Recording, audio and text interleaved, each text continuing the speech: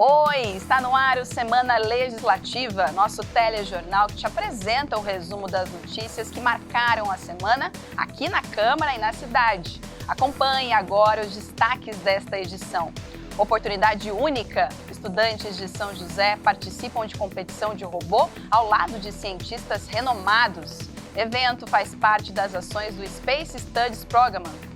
Projeto aprovado na Câmara cria programa de reciclagem de lixo nas escolas públicas da cidade. A proposta é usar sistemas de coleta seletiva como ferramenta pedagógica. Risco para a saúde. Pesquisa mostrou que quase 30% dos brasileiros procuram diagnósticos de doenças pela internet antes de se consultar com o médico. São José é selecionada para fazer parte do projeto de incentivo ao empreendedorismo criativo. A ideia é capacitar empreendedores em diversas áreas e incentivar a economia criativa na região. Número de problemas elétricos causados por pipas na fiação aumentaram neste ano. Vamos alertar sobre os perigos de praticar a brincadeira perto da rede elétrica e em locais movimentados.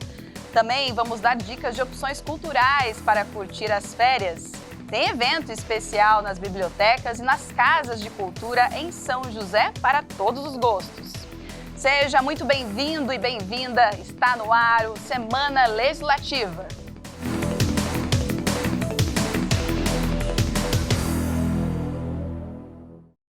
E olha só, uma competição de robôs movimentou estudantes e cientistas lá no Museu Interativo de Ciências de São José. A ação faz parte das atividades do Space Studies Program, aquele evento, que já mostramos aqui no nosso jornal, que é simplesmente o maior programa de estudos espaciais do mundo. Agora, imagina a felicidade da garotada e dos jovens que viveram essa experiência ao lado de pessoas importantes do setor da tecnologia, hein? Antes da disputa começar, a equipe fez os últimos ajustes do protótipo. Na competição de robótica realizada no MIC, o Museu Interativo de Ciências, cada detalhe faz a diferença. E a expectativa era alta por aqui. A gente está fazendo os ajustes finais, então, no nosso robô, que a gente já tem um projeto que foi desenvolvido durante algum tempo. Agora a gente está dando os toques finais, vendo o que dá para melhorar, vendo o que está dando de errado nesse último momento. A competição faz parte do SSP 23, o Space Studies Program, considerado o maior evento de estudos espaciais do mundo e que esse ano acontece em São José. 7 equipes de países diferentes participaram da competição, organizada por um dos principais engenheiros espaciais do Japão e especialista em robótica, Kazuya Yoshida. This competition is very exciting, so the students did very good job. In a very short time, they did their best. And then they got a very good scores in the competition. I'm really happy to see the students' activities. A plateia era grande e a expectativa maior ainda. Mas antes da disputa começar, foi preciso repassar as regras. O critério de avaliação aqui é a autonomia. O objetivo é coletar a maior quantidade de pedras deixadas no chão sem sair do espaço delimitado, nem encostar nos objetos pelo caminho. Tudo isso sem nenhum tipo de controle remoto. Ficou alguma dúvida? O Samuel explica. O que tem que fazer é o máximo de pontos, que tem que coletar o máximo de pontos, e quem coletar o máximo de pontos ganha. Pegando as pedrinhas que estão no chão. Eles chamam de pedras preciosas, mas na verdade é só parte da competição. E mesmo sendo uma competição séria, o nível de diversão também foi alto. A criançada ficou ligada nos robôs a todo momento. Aquele robozinho que estava passando ali, eu não sei quantos pontos que ele pegou, caso ele é bom. A equipe que fez, E na disputa entre estudantes de todo mundo, a equipe brasileira surpreendeu. Conseguiu a 2ª colocação, motivo de orgulho para todos eles. Eu achei que foi realmente um resultado surpreendente para o nosso projeto de 2 dias. Para a nossa programação em si, foi algo muito realizador pelo trabalho que a gente teve. Até mesmo Kazuya Yoshida, o organizador da competição, reconheceu o trabalho do time brasileiro. So the high school students are the Brazilian team, and they are excellent, very very nice, and we have looking forward that they become great scientists and great engineers. and great people who will support the future space activities. Independente do resultado, o público pôde aproveitar essa mistura de conhecimento e diversão. Um passeio mais do que especial para ser feito em família e muito inspirador para os futuros cientistas. Foi um ótimo passeio em família, ter essa tecnologia tão acessível para ela ter contato, né? Ela já foi na outra palestra sobre os astronautas, então está sendo um super aprendizado, assim. E trazendo o assunto para a saúde, eu deixo aqui um alerta. Segundo a Associação Brasileira de Cardiologia, o número de infarto e doenças cardiovasculares em mulheres jovens tem aumentado no país. Um dos caminhos para evitar esse índice pode estar na informação e conhecimento sobre essas doenças. Por isso, a aposta está em campanhas educativas de prevenção, além da busca por hábitos saudáveis e tratamento. Você sabia que as doenças cardiovasculares matam mais mulheres do que homens no país? Segundo este cardiologista, as diferenças são significativas. Elas atingem mais os homens, cerca de 75%, e 25% das mulheres. Só que a taxa de mortalidade feminina é maior e o problema está relacionado a uma combinação de fatores de risco. Os homens são mais afetados pela falta de proteção hormonal que as mulheres têm. Porém, as mulheres, quando entram no período do climatério, que é o período da última menstruação, há um desnível, uma queda hormonal nas mulheres, que perde aquela proteção contra as doenças cardiovasculares referente à aterosclerose coronariana. Segundo a Organização Mundial da Saúde, as doenças do coração matam 7 vezes mais do que o câncer de mama no país. Entre as brasileiras acima dos 40 anos, as cardiopatias representam 30% das causas de morte, a maior taxa da América Latina. Os altos números de mortalidade podem estar relacionados à falta de diagnóstico e procura pelo médico. Muitas vezes, por cumprirem duplas jornadas, as mulheres deixam a própria saúde de lado. É o caso da Bruna, que tem que se desdobrar entre os afazeres domésticos, a criação dos filhos e a vida profissional. Apesar de eu saber que é importante, né, o fato de eu ter 2 filhos, trabalhar e cuidar de casa, acaba que eu não cuido de mim. Eu tenho casos de pressão alta, né? Minha mãe tem pressão alta, meus parentes têm pressão alta, então eu acho que é algo que eu já tenho que ficar um alerta, né? Eu sei que é importante, mas é aquela coisa, né? Sempre fica para depois. Há 6 anos, Rosimeire viu sua vida mudar quando descobriu um distúrbio cardíaco. Pouco tempo depois de entrar na menopausa, começou a apresentar sintomas de arritmia. A hipertensão também deu os primeiros sinais e ela associa os problemas de saúde à obesidade, uma combinação bastante perigosa. Que nós possamos estar realmente alerta a qualquer sintoma e procurar, né, fazer uma boa alimentação, uma atividade física, isso para mim mesma, né, que às vezes a gente na correria não faz. Outros fatores que tornam o problema mais preocupante são as doenças preliminares bem conhecidas como hipertensão, diabetes e sedentarismo. A mulher hoje trabalha, você está trabalhando, a mulher ela se submete a estresse, a mulher se alimenta, a mulher que vai para a luta, trabalha, ela fuma mais, ela se alimenta menos, ela pratica menos atividade física, então ela está se cuidando menos, né?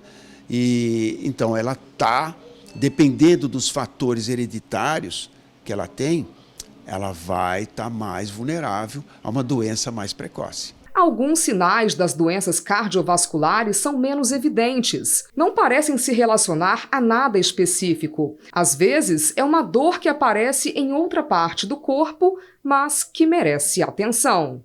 Ela pode se apresentar de diversas formas, inclusive mimetizar outras doenças, como você disse. No caso, dor nas costas, porque a angina, dependendo da artéria afetada, ela pode correr para o dorso e às vezes enganar o paciente ou a paciente em questão e o próprio médico, se não for um especialista ou se ele não tiver habituado a identificar a doença coronária por trás disso. Qualquer qualquer sintoma, qualquer sinal, é recomendado procurar um especialista, no caso, um cardiologista. Para a Sociedade de Cardiologia do Estado de São Paulo, muitos problemas de saúde graves podem ser amenizados ou até mesmo evitados. E o primeiro caminho é a prevenção. Toda vez que a gente fala em saúde pública, nós devemos sempre ratificar a importância de nós termos uma alimentação saudável, por exemplo. Reduzir o consumo de alimentos calóricos, açúcar, doce, bolo, massa, pão, refrigerantes, os alimentos processados, as gorduras, com maior teor de gordura que impactam no aumento do colesterol, impactam no aumento da pressão arterial. Fundamental nós combatermos o sedentarismo. Extremamente simples. Basta você iniciar um programa de exercícios físicos e você vai ter uma redução da incidência da doença. A relação entre o coração e a mulher intensificou uma campanha nacional de conscientização, que está reunindo profissionais da área para debaterem o tema. Um dos pontos sugeridos é a necessidade de se fazer diagnósticos cada vez mais precoces e assertivos. A meta é reduzir as taxas até 2030. Particularmente nas mulheres, nós, a partir do ano passado, 2022, nós tivemos a aprovação de uma lei que comemora a conscientização da prevenção das doenças cardiovasculares nas mulheres. Isso foi feito para que a gente entenda que as mulheres elas estão expostas a mais fatores de risco e muitas vezes são negligenciadas no que se refere ao diagnóstico e no que se refere ao tratamento das doenças cardiovasculares. Bom, e como estamos falando no tema da saúde, sabe qual outro problema sério? O autodiagnóstico, que muitas vezes também acaba em automedicação. Para se ter uma ideia, um estudo revelou que quase 30% dos brasileiros procuram diagnóstico de doenças pela internet, o que pode levar a vários outros efeitos, tanto de cunho emocional como no agravamento de algum quadro. Por isso, a gente conversou com especialistas para te conscientizar sobre os riscos de procurar a internet ao invés do médico. Com tanta facilidade de acesso à tecnologia, os cliques em sites de pesquisa são corriqueiros quando o assunto é saúde. E buscar entender o que está sentindo antes de procurar um médico tem sido uma alternativa para muitas pessoas. Segundo um levantamento do Google, principal site de pesquisa do mundo, cerca de 3 bilhões de pessoas pesquisam e consomem todo tipo de conteúdo pela plataforma. No Brasil, 26% desses internautas utilizam os recursos como primeira fonte de informação em casos de problemas de saúde, bem próximo aos que buscam imediatamente atendimento médico, em torno de 35% dos brasileiros. Este cardiologista ressalta que na área da saúde, melhor é redobrar os cuidados e não usar as pesquisas online como única fonte de informação. Na maioria dos casos, para evitar a ansiedade, é preferível nem olhar na internet antes de conversar com o médico. A gente sempre fala que a internet e o Google, que é a principal ferramenta de pesquisa em todos os sentidos, ela nos auxilia em uma ferramenta de grande valia, porém se usada com sabedoria, né? Infelizmente, a gente viu de 2021 para cá um aumento acentuado na automedicação, né? no autodiagnóstico, até por conta dessa facilidade que o paciente tem também na aquisição dos medicamentos. Esta psicóloga alerta para os riscos de não procurar ajuda médica.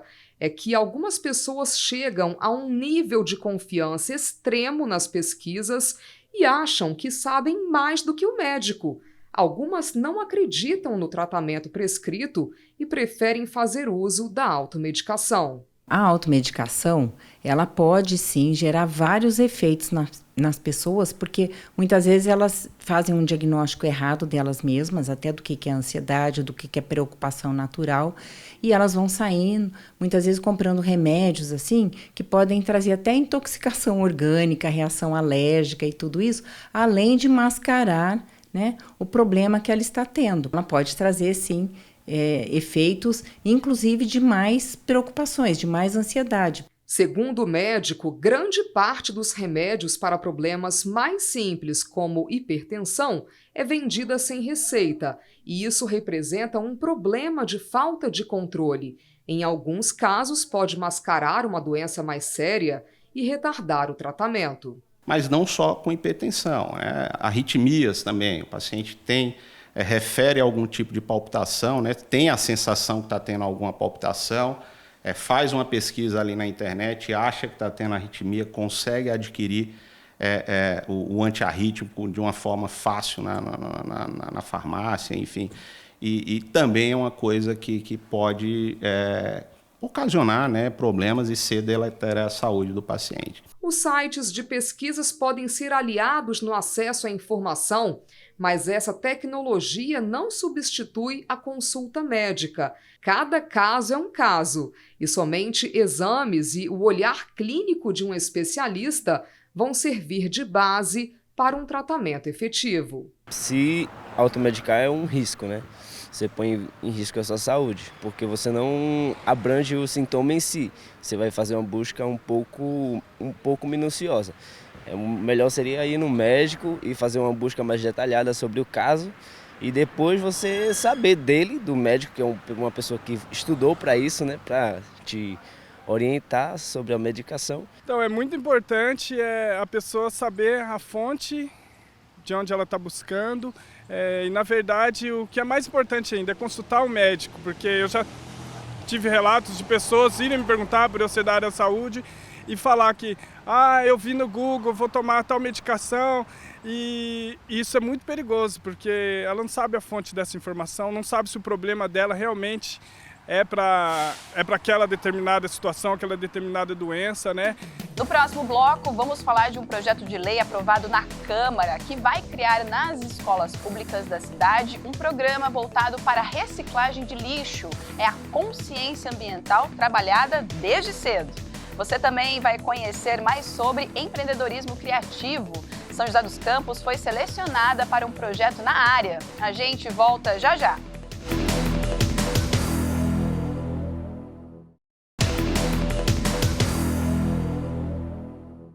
O Semana Legislativa está de volta, agora falando de meio ambiente. Um projeto de lei de autoria do vereador Marcão da Academia, aprovado na Câmara, quer criar nas escolas da cidade um programa sobre reciclagem de lixo. A ideia é implantar sistemas de coleta seletiva e separação de resíduos nas unidades de ensino e utilizar essas ferramentas como materiais educativos para a elaboração de painéis e atividades pedagógicas. Quem sabe os alunos se tornam agentes transformadores, sendo exemplo de consciência ambiental. Os registros do projeto social mostram um pouco da conscientização levada às escolas públicas de São José. Crianças que aprendem desde cedo como reciclar e fazer o descarte correto dos resíduos sólidos. O trabalho já dura 7 anos e é realizado pelo Arthur, que vê na educação a forma mais básica e efetiva de mudança. Sempre muito bem recebido pelos alunos, até pela proposta de promover vivência ambiental, então as nossas oficinas foram bem mão na massa mesmo, desde a parte de fazer caracterização de resíduo, que seria abrir o saco de lixo das escolas, separar o que era plástico, papel. Com isso, fomentar o tempo inteiro que eles repensem, que eles se questionem do porquê das coisas estarem acontecendo daquela forma e de que forma eles podem mudar isso também, né, dentro da realidade deles, principalmente ali na escola e depois irradiando isso para a comunidade, para o local onde eles vivem. Diante da importância de ações como essa, a Câmara aprovou o projeto de lei de autoria do vereador Marcão da Academia, que autoriza a Prefeitura a instituir o programa Lixo Reciclado na Escola. O objetivo é implantar um sistema de coleta seletiva e separação correta de resíduos recicláveis nos estabelecimentos de ensino. Porque tudo começa pelas nossas crianças, pelos nossos jovens. Se a gente quer mudar o mundo, implantar projetos novos, inovadores, que vai ajudar ao desenvolvimento global, tem que começar na educação. Então esse é mais um projeto que ele vem para ajudar a questão da educação ambiental e mostrar para os nossos jovens a importância que é da reciclagem, da distribuição do lixo em cada matéria que ele tem, os próprios profissionais, né, da educação também se envolverem nesse trabalho e os pais, que é o principal. A gente sabe como a gente, como pais, aprende com nossos filhos quando isso é implantado nas escolas. Então é mais um projeto que vai beneficiar esse trabalho. De acordo com o projeto aprovado, materiais como papel, plástico, alumínio e vidro seriam armazenados em recipientes próprios, dispostos no interior das escolas. O texto prevê ainda a realização de atividades pedagógicas voltadas para a educação ambiental. Elas poderão ser orientadas por professores com o apoio de outros órgãos do governo e organizações não governamentais. Nas escolas vai ficar lá as lixeiras por cores, né? E daí as crianças vão pegar os lixos que tem, vai ajudar a distribuir esses lixos, a ver a importância que é de fazer a reciclagem, de separar o seu lixo, mostrar o quanto é prejudicial o lixo que vai até o aterro, né? A questão ambiental, a questão de vida de aterro, para o futuro das nossas crianças, né? Porque o futuro está com elas e elas já têm que aprender a administrar para oferecer melhor para os futuros delas também. Esse ambientalista explica que o trabalho com crianças é indispensável para construir um futuro mais sustentável. E o descarte adequado e consciente vai além dos benefícios para o meio ambiente. Ele também traz impactos socioeconômicos. Os habitantes da cidade que fazem uma reciclagem adequada, com responsabilidade, traz frutos para a prefeitura, né, para o governo municipal, que com a sua índole, com a sua responsabilidade, faz gerar recursos para outras finalidades, como, por exemplo, hospitais, escolas melhores, crianças melhores alimentadas. Isso, inclusive, invoca uma situação das escolas em termos de informar aos seus alunos, informar aos professores, insistentemente para que haja uma perfeita coleta seletiva. A expectativa do vereador Marcão é que, a partir de campanhas e a conscientização de crianças, jovens e adultos, assuntos como descarte correto e reciclagem sejam preocupações de toda a população. Conscientização, ela vem através da educação. É a conscientização não só dela. Eu falo sempre da família e falo até dos profissionais de educação, né? Tem que ter esse trabalho, desde a importância também do lixo. Hoje o lixo gera empregabilidade, gera recurso, e a ideia também dentro desse programa é que os próprios jovens, as crianças, elas possam, através dessa reciclagem, gerar recurso, e esse recurso, através de um fundo junto aos pais e mestres, seja destinado amanhã para comprar até material didático para a escola ou para outros eventos que possam propagar essa conscientização para a população em torno, para os outros pais, para todos, para a gente entender a importância do meio ambiente na questão da reciclagem do nosso lixo. E São José dos Campos foi escolhida para participar de um projeto de incentivo ao empreendedorismo criativo. É uma parceria entre a Fundação Cultural e outras entidades que quer capacitar empreendedores nas mais diversas áreas, como arte, cultura, música e muito mais. E claro, além de descobrir talentos, a proposta é incentivar a economia criativa, não só de São José, mas da região também.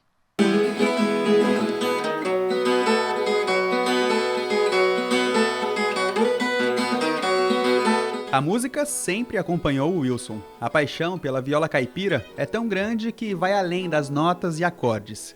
Ele se especializou na confecção de instrumentos de corda e se tornou um luthier. Com a criatividade ressoando cada vez mais, criou o próprio instrumento. Essa mistura de viola e banjo, que ainda não tem nome. Assim, de repente eu decidi, falei, poxa, como será que fica um corpo de viola, porém com o aro de banjo, né? O banjo que vem do samba, que é uma pele de couro, né? Eu quis ver que sonoridade que isso ia dar. Então, eu acho que não me recordo pelas pesquisas que eu fiz, não vi uma viola com esse tipo de construção, né? Uma viola com aro de banjo. Então, uma coisa assim diferente. É lógico que ela tem uma sonoridade bem peculiar e para que seja feita, né, composições que se adequam com aquela sonoridade, né? E deu nome? Não? Precisou batizar? Então, ainda, às vezes eu falo violanjo, viola-banjo, banjola, aí depende bastante. Não tem ainda um nome assim específico, não. E o talento foi reconhecido não só como artista, mas também como empreendedor. O Wilson foi selecionado por um projeto chamado Mapa da Energia Criativa e agora é um representante de São José quando o assunto é transformar arte e cultura em fonte de renda. Eu fiquei muito contente, né, em saber que fui indicado e eles puderam fazer essa entrevista também comigo, né, para que eu pudesse falar um pouco da minha trajetória, saber que eles estão olhando para o nosso vale, né, por todas as cidades aqui da região. São José foi uma das 17 cidades selecionadas por esse projeto de mapeamento de lugares de interesse para a economia criativa. Esse termo, cada vez mais popular, nasceu no início dos anos 90 e é uma resposta à globalização e à digitalização de produtos e serviços. Muitos países entenderam que, entre todos os ativos da economia, o mais importante deles é a criatividade humana. O projeto, uma parceria da EDP com o grupo Garimpo Soluções, que realiza trabalhos nessa área, quer dar mais visibilidade para ideias de empreendimentos que fogem das propostas convencionais do mercado. Então, a proposta do Mapa da Energia Criativa é justamente a gente identificar 100 desses empreendimentos, a gente poderia identificar 1000, certamente, ou mais, mas esses 100 que sejam a ponta de lança, ou pontinha do iceberg, para a gente mostrar essa pujança dessa energia criativa que circula pelo Vale do Paraíba. A partir dessa potência de 100 empreendimentos congregados, roteirizados, registrados, de uma forma muito bacana, muito solta, muito provocativa, a gente atrair as pessoas que passam pela Dutra e querem comer alguma coisa gostosa, querem levar um presente para casa, querem vivenciar alguma coisa, ou mesmo aquelas pessoas que vêm trabalhar nas grandes empresas e que eventualmente aos fins de semana voltam para suas cidades, como elas podem trazer as famílias para cá para curtirem. Cada empreendimento registrado vai ter um espaço dentro de um site a ser lançado em outubro, com um vídeo, com fotos, com uma sinopse, um storytelling ali do que ele apresenta, os dados de contato, já que o objetivo básico é a gente dar mais visibilidade a esses empreendimentos.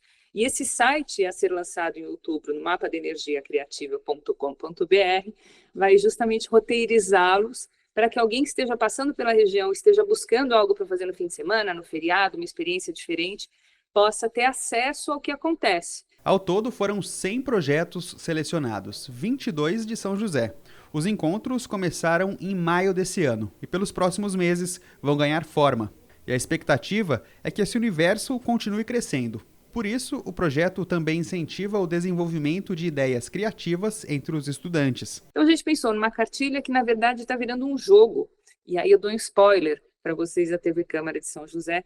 A ideia é a gente fazer uma proposta de jogo bem gamificado mesmo, mas acessível para a descarga de qualquer gráfica expressa, para que a gente, a partir dos 100 empreendimentos roteirizados, possa trazer essa lógica do empreendedorismo criativo para essa molecada, mexendo com passado, presente e futuro, mexendo com eu ganho pontos, fazendo conexões com outras cidades, com empreendimentos que às vezes eu não pensei que pudessem ser afins aos meus, eu ganho pontos mexendo com outras propostas que talvez não estejam no jogo, porque aí a gente atiça justo a capacidade de raciocínio e a visão dessa inteligência coletiva que é quem estiver jogando. Então a gente está desenvolvendo esse jogo, ele será pilotado em uma escola pública, que a gente está definindo agora, e uma vez validado, ajustado, enfim, a gente vai disponibilizá-lo também para download no site, onde os 100 empreendimentos criativos estarão roteirizados.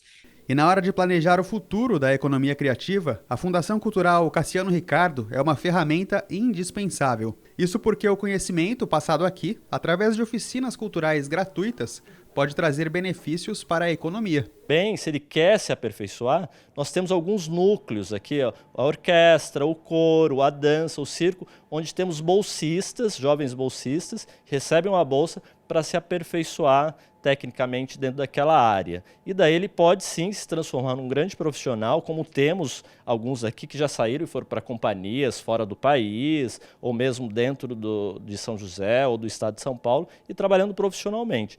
E envolve a cadeia da economia criativa, envolve muita gente. Então envolve desde o artista, né, por exemplo, na orquestra. Você tem lá o músico que está se aperfeiçoando, que é um profissional dessa área, mas você tem o técnico de luz, você tem o técnico de som, você tem o produtor, você tem quem constrói esses instrumentos, você tem o luthier. Então é um universo gigante que movimenta a economia do país, inclusive. E com tantas possibilidades, a cidade que é conhecida como um polo da tecnologia e do desenvolvimento pode dar mais um passo rumo à inovação e se tornar referência também na transformação da cultura. Hoje nós temos em torno de 5 mil jovens fazendo as nossas oficinas culturais. Sejam nas nossas 11 casas de cultura, sejam nas mais de 50 escolas municipais, por meio de um convênio que nós temos, onde oferecemos essas oficinas culturais no contraturno. Então, ali é um celeiro de artistas e técnicos que vêm para cá, para a Fundação, que fazem parte desses cursos, e claro que desses 5 mil, parte deles é só o conhecimento ali adquirido, a experiência, a formação de público. Agora, parte deles vem para cá, continua a sua pesquisa dentro dos nossos núcleos formativos, né? Dentro da orquestra, dentro do coro, dentro da dança, dentro do circo, e sem dúvida se tornam grandes profissionais da área da economia criativa. E com certeza São José tem muito exemplo legal para expandir o empreendedorismo criativo por aqui, né? Bom, agora uma informação nada positiva. Segundo o INCA, o Instituto Nacional de Câncer, o número de pessoas diagnosticadas com câncer no intestino tem aumentado no país. Em média, a cada ano, o total de casos aumenta 5%. Na busca de melhorar as estatísticas, a comunidade médica foca nos cuidados preventivos, como manter hábitos saudáveis e realizar exames específicos de rotina a partir dos 50 anos. Ter uma vida saudável é uma questão de escolha. Mudar os hábitos de vida, como a alimentação, pode ajudar a prevenir doenças graves, como o câncer de intestino. Esse câncer é o segundo mais frequente, tanto em homens e mulheres. São 20 mil mortes por ano, segundo o Instituto Nacional do Câncer. A estimativa de câncer nacional, publicada pelo INCA, o Instituto Nacional do Câncer, que ele faz referência ao aumento do triênio, que compreende 2023, 2024 e 2025, dizendo que teremos 704 mil casos de câncer em cada um desses anos, e o câncer de colo está acompanhando essa estatística, porque ele é um dos mais frequentes. Ele é o terceiro mais frequente no homem, e pelo menos o segundo ou terceiro mais frequente na mulher também.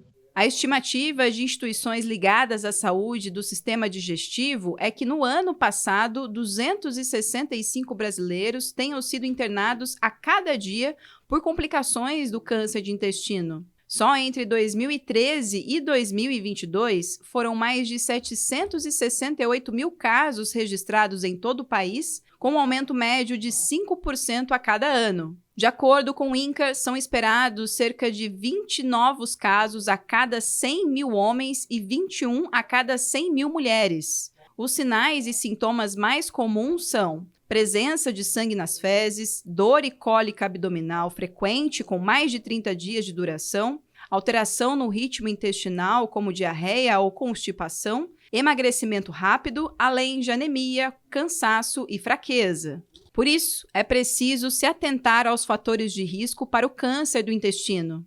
Então, o câncer de intestino, como todos os cânceres, não tem um fator só relacionado. A gente tem um fator individual, genético, mas o que é muito importante é o fator ambiental, que é a exposição a alimentos processados, embutidos, grande quantidade de ingestão de carne vermelha e a baixa ingestão de frutas, verduras e legumes. Isso está diretamente relacionado ao desenvolvimento do câncer de intestino. De acordo com o Instituto Nacional do Câncer, se o Brasil continuar no atual ritmo de diagnósticos, teremos mais de 45 mil novos casos nos próximos 3 anos, com um aumento de mortes precoce até 2030. Para auxiliar a prevenção e o diagnóstico precoce, em São José, a Secretaria de Saúde alerta para os exames de rastreamento que devem ser feitos em pessoas assintomáticas. Agora, os programas de rastreamento, que é a detecção precoce do câncer de intestino, a gente já faz há 4 anos. através das unidades básicas de saúde. Então, todos os pacientes, homens e mulheres, entre 50 e 75 anos, devem fazer um exame chamado pesquisa de sangue oculto nas fezes. Então, é um exame de fezes que, se vier positivo, o paciente tem que fazer uma colonoscopia, que é solicitada pelo próprio médico da rede básica, tá bom? Então, tudo isso é feito para a gente diagnosticar precocemente o câncer.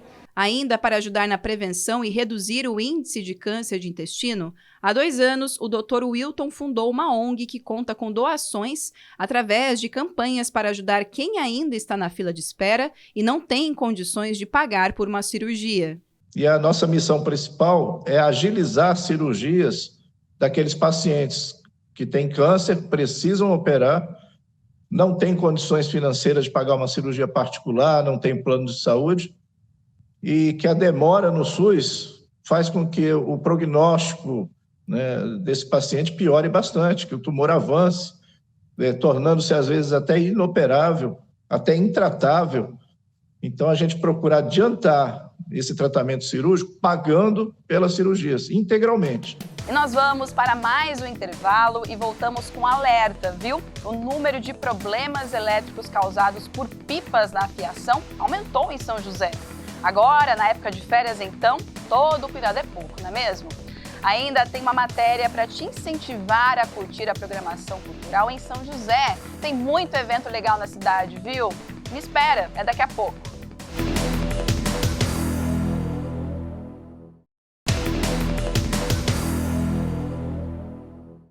O Semana Legislativa está de volta. Bom, quando o assunto é a internet, tem muita criança e jovem que se ambienta melhor que os adultos, né? O problema é o controle das crianças no uso dessas ferramentas. Ultimamente, vimos casos graves de incitação à violência e outras questões no aplicativo de jogos, fora outras situações também, né, como correntes, pedofilia, drogas. E com o lançamento de uma nova plataforma agora, a Threads, fica aqui um alerta para que os adolescentes utilizem essas ferramentas com segurança.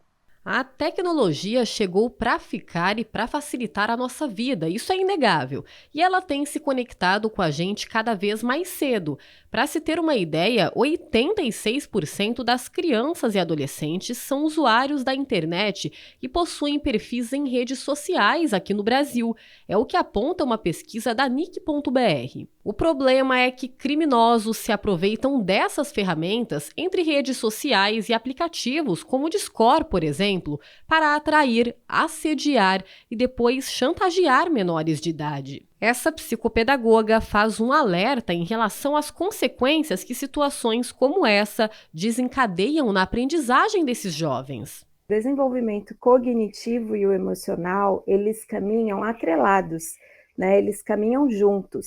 Então, esses traumas, abusos, todas essas situações que foram citadas, elas sim atrapalham a aprendizagem e o desenvolvimento como um todo.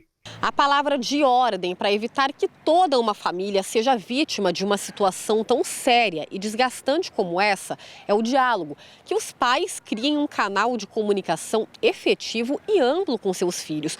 E outro ponto que é fortemente defendido por especialistas é que os pais imponham limites, pois pode até não parecer, mas os filhos pedem por isso.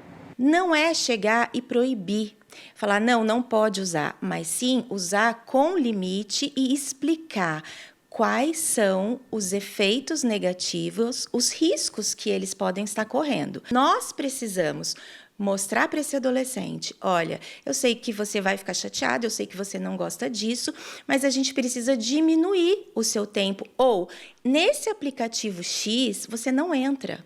Porque a gente sabe que hoje tem aplicativos que estão trazendo efeitos muito deletérios para alguns adolescentes, que participam de desafios, que são ameaçados. E se aquilo para aquela família for uma regra, ela vai ter que ser firme, né? Porque o adolescente também requer esse limite. Ele não parece, mas ele se sente protegido. E fique atento a alguns comportamentos que podem indicar que tem algo errado com seu filho. No caso dos menores, o medo é uma condição muito comum, além de uma agressividade repentina. Já em relação aos adolescentes, o isolamento é um forte indício. Para Georges, um advogado especializado em direito civil e digital, o mundo online também está submetido às mesmas aplicações de leis do mundo físico. Temos o Marco Civil da internet, temos novas legislações que tentam regular, a própria Lei Geral de Proteção de Dados, que tentam regular esse convívio, né, da atividade social com a internet. Então, basicamente, o mundo digital ele está submetido às mesmas aplicações de leis que o mundo real, o mundo físico. Ainda segundo o advogado, em casos assim, o ideal é tentar manter a racionalidade e coletar provas para facilitar o processo. Tentar produzir o máximo de prova possível, tentar trazer elementos que identifiquem quem é esse criminoso do outro lado, tá?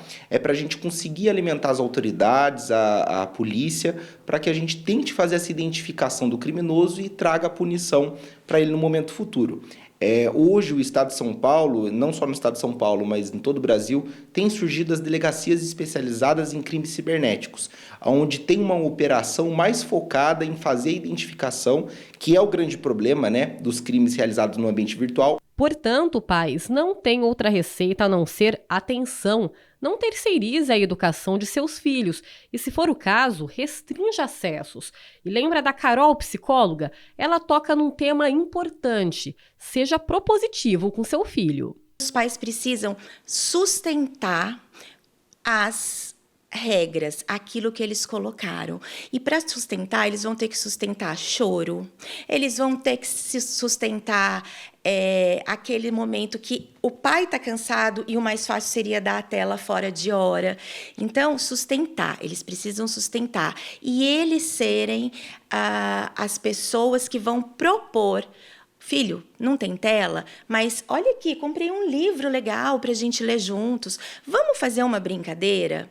Dá trabalho para os pais. Essa é a má notícia. Mas a gente precisa ser esse exemplo. E nessa época de férias, muitas vezes é difícil tirar a criançada da cama e do sofá, né? Só que um dado revelou que o número de adolescentes que praticavam alguma atividade caiu praticamente para a metade, se compararmos o período pré-pandemia com o pós-pandemia. Situação que merece mais atenção, já que o sedentarismo nessa idade pode levar a uma série de doenças na vida adulta. Energia é o que não falta para essa criançada. E aqui é mais que uma academia infantil. Além de correr, pular, subir, descer, se equilibrar, pendurar, as crianças e adolescentes trabalham a consciência espacial e corporal, além da habilidade, concentração, foco, equilíbrio e agilidade. A gente trabalha todas as capacidades físicas do corpo humano, equilíbrio, noção espacial, força muscular. Então a gente trabalha com forma de desafios, equipamentos no meio do caminho, onde a criança precisa cumprir o objetivo de passar os equipamentos de forma correta e orientada também. A criação do esporte foi inspirado no esporte ninja que a Mariana trouxe de fora. Além de mãe, ela é médica e conta com os pontos positivos no dia a dia das crianças. Um desafio lúdico e divertido. Eu vivi alguns anos fora do país, onde meus filhos praticaram o esporte, e eu vi muitos benefícios nos movimentos proporcionados no esporte ninja. Então eu acabei abrindo a academia para a gente trabalhar todas as partes do corpo e o pessoal, o público brasileiro, ter uma opção a mais. A mãe da Sofia já vê resultados positivos no dia a dia da filha, que participa das atividades há 3 meses. Aí ela melhorou essa parte da timidez, ela está mais comunicativa, brincando mais. A questão que a criança tem de não saber esperar a sua vez, né? Ela está aprendendo mais agora, a questão da competição entre crianças, eu achei que melhorou bastante. O convívio dela, né, com outras crianças, eu gostei bastante. E também da parte de se movimentar, né? De trazer ser uma alternativa, como se fosse um parque de diversões aqui para eles, né? Mas essa rotina de atividades ainda não faz parte do dia a dia de todas as crianças e adolescentes brasileiros. Uma pesquisa da Fundação Oswaldo Cruz mostrou que o número de jovens até 18 anos que praticava atividades físicas caiu praticamente à metade. Diferente da energia dessa criançada que a gente viu aí na academia, dados da OMS apontam que crianças e adolescentes não fazem o mínimo de atividade física recomendada por dia. E no Brasil, segundo o IBGE, 1 em cada 3 crianças entre 5 e 9 anos está acima do peso. E o sedentarismo é marcado pela falta de atividades físicas, que faz com que a pessoa tenha um gasto calórico reduzido. O sedentarismo vem crescendo no Brasil e é muito importante para as mães esse alerta de não deixar as crianças ficar muito tempo no celular, no sofá, nas férias, né? O sedentarismo ele acaba deixando a criança entrar numa certa depressão. A gente sem movimentos, a gente não produz a endorfina, que é um hormônio que traz o bem-estar. Então, abre portas para depressão, para ansiedade, onde vem procurando alimentos em excesso, trazendo também obesidade. Os benefícios relacionados à atividade física são imensuráveis a longo prazo, mas, inicialmente, durante a infância, pode-se dizer que diminui o risco de obesidade, melhora a qualidade do sono, desenvolve a coordenação motora, amplia as funções cognitivas, promove a saúde mental, integrando habilidades psicológicas e sociais. E já que estamos no período de férias, sabia que em casa também é possível incentivar a criançada a sair do sofá e de uma maneira lúdica e divertida? Utilizando móveis e outros objetos, é possível montar esses mini-circuitos para que não tenha desculpa para fugir das atividades físicas. São obstáculos que a gente pode montar um mini-circuito em casa, com almofadas, com tapetes, de forma segura, para que ela faça o exercício de forma segura e cumprindo o objetivo da mesma forma com que a gente trabalha aqui. Então, almofadas é uma boa estratégia, trabalhar essa lateralidade, essa corrida para um lado, para o outro, o salto também, que a gente depara bastante com crianças com essas dificuldades.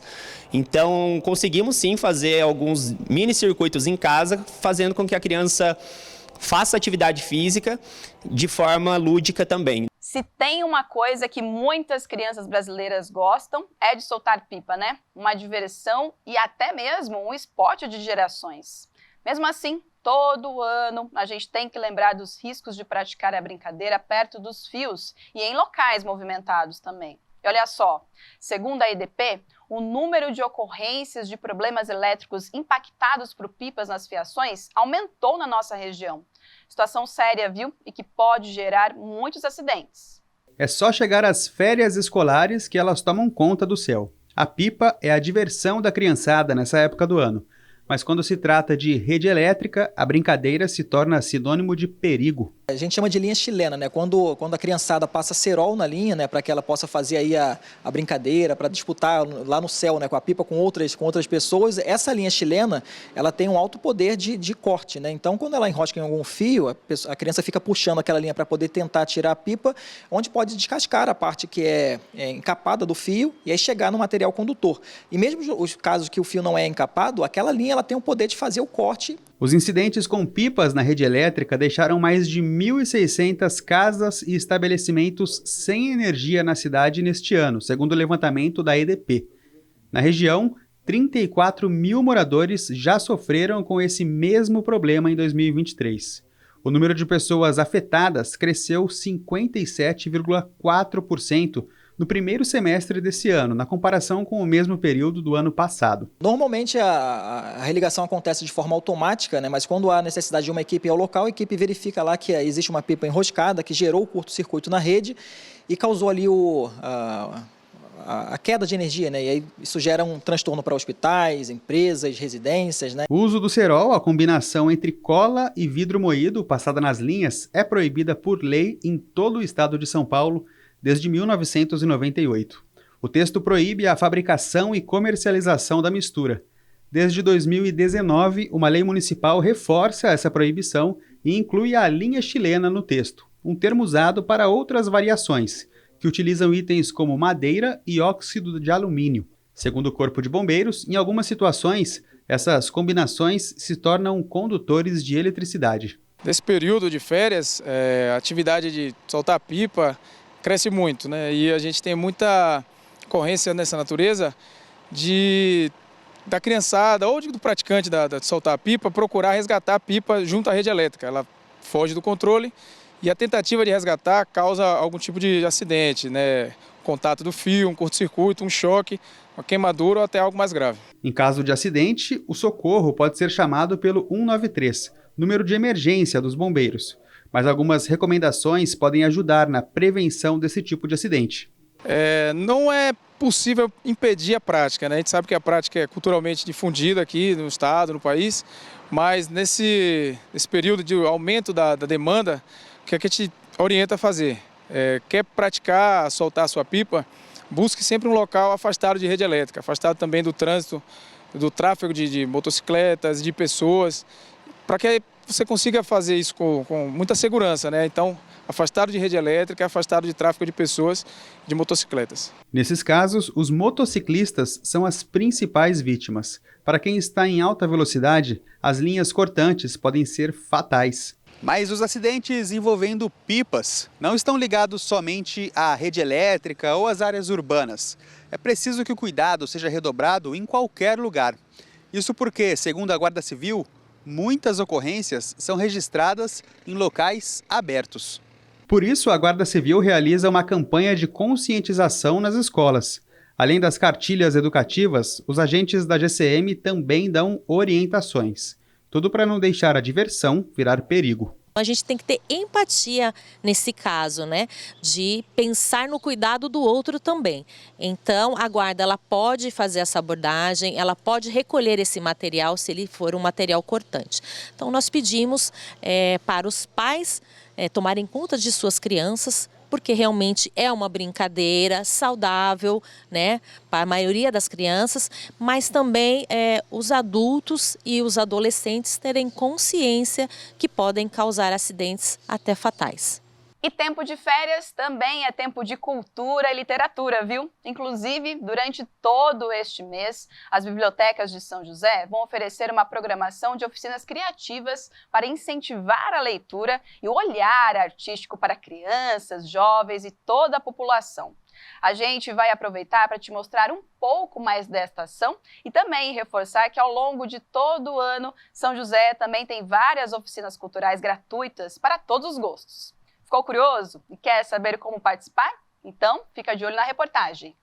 As crianças e os pais vão chegando e se acomodando para mais um dia de leitura na biblioteca. Mas engana-se que elas vão ficar apenas no mundo da imaginação dos livros. Para deixar o aprendizado mais especial, elas vão embarcar em uma viagem pelo Reino Azul. Através de uma forma bem lúdica, bem divertida, bem bonita, bem florida, mostrar para a criança que ela também é responsável por esse meio ambiente, e mostrar a beleza que existe no nosso mundo e como ele fica quando eu tenho uma atitude errada e como ele pode ficar com a atitude correta. Ao fim da história ficou a mensagem da importância de preservar o meio ambiente. A criançada ainda ganhou uma estrela de protetor da natureza com direito à atividade prática, um desenho para refletir sobre o que aprendeu. Aqui eu vou colocar como se fosse uma pessoa jogando lixo na rua, na grama. E aqui eu vou colocar uma pessoa colocando o lixo na lata de lixo. Eu cuido muito bem da plantinha. Às vezes eu esqueço, mas ela tá bem. Porque que vai aquecendo, aí vai ficando mais alegre. Lá em casa tem bastante plantinhas, mas a gente cuida bastante delas, mas tem algumas que murcham e tem algumas que vivem. Até as mamães aproveitaram a brincadeira. Eu achei excelente, o conteúdo também muito atualizado, muito importante, né? A questão do meio ambiente, para conscientizar as crianças, os pais. E em questão da leitura, trazendo a criança para dentro da biblioteca, eu acho que é uma motivação incrível para elas. E achamos assim fantástico, eu acho que esse mundo da biblioteca, sair daquele mundo digital e vir para o mundo dos livros. Então foi bem bacana. A Biblioteca Cassiano Ricardo é uma das 5 bibliotecas públicas da Prefeitura que estão oferecendo uma programação de oficinas criativas e eventos culturais abertos ao público. As atividades são voltadas para todas as idades e vão durar o mês inteiro. trazendo não só contação de história, como teatro, oficinas que envolvem a criança. Nós teremos oficinas de brinquedos, oficina de pipa, temos oficinas também não só que envolvem a criança, mas toda a família. Nós temos oficina para a terceira idade, para ensiná-los a manusear e fazer o uso da tecnologia do celular. Nós temos a oficina também de crochê, né, para envolver mesmo a família. A criança também pode vir para essa oficina junto com a sua família, mas mostrar para a mãe também que ela pode criar aí, através dessas oficinas, até uma renda mesmo para ajudar na família. Ela é aberta para todo o público, né, em todas as bibliotecas. Ela pode se inscrever, né, através dos telefones de cada biblioteca, ela pode ligar e fazer um agendamento prévio da sua participação. Além da contação de histórias, que é um incentivo também à leitura, né, com propostas lúdicas e artísticas, logo que você entra aqui na Biblioteca Cassiano Ricardo, você pode se sentar e contemplar essa exposição da Alice no País das Maravilhas. E além do especial de férias nas bibliotecas, quem busca por uma opção de cultura em São José pode aproveitar as oficinas livres da Fundação Cultural Cassiano Ricardo. Neste mês de julho, são mais de 200 vagas para atividades culturais de experimentação em diversos segmentos. É um mês que a criançada está toda em casa, as mães estão procurando atividades para essas crianças. E essas oficinas são criação de vídeo, fotografia, violão, cerâmica, HQ, enfim, uma infinidade de atividades, de oficinas, que a gente pode, inclusive, encontrar no aplicativo São José Viva. Não precisa fazer inscrição, só chegar e participar, mas vale conferir o nosso aplicativo para ver quais são essas atividades, quais são os horários que essas oficinas vão acontecer. Para quem gosta do universo circense, também tem oficinas livres para pessoas acima de 12 anos. São aulas abertas para experimentação de palhaçaria, aéreos, malabares, equilíbrio e acrobacias de solo no galpão altino do parque da cidade. Vale lembrar que as oficinas são para esse mês de férias, mês de julho. Dentro do Centro de Artes Circenses, as oficinas vão acontecer malabares, palhaçaria, aéreos, acrobacia. São experimentações livres, essa primeira vivência da pessoa com esse mundo do circo. Então, são oficinas, não precisa ter nenhum conhecimento, e caso a pessoa se interesse por essas atividades e queira se aprofundar, depois ela pode participar de um edital do Centro de Artes Circenses e profissionalizar.